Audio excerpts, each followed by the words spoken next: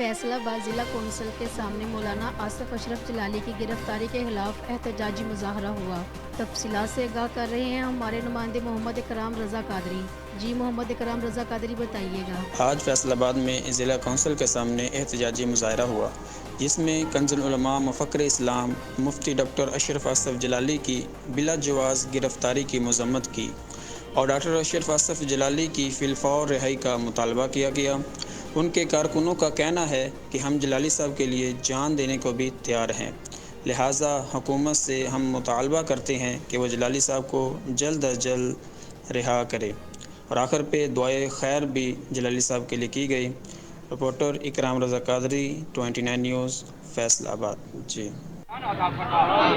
अपने फजलो करम से इमाम जलाली दामत बरकातुहु आलिया को मौला बाइज्जत रहाई अता फरमा।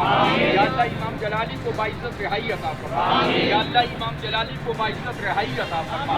या अल्लाह हम सब पर अपना फजल करम रहम अता फरमा। या अल्लाह हम सब की शिरकत को महज अपनी रजा के। इकराम रजा qadri आपका बहुत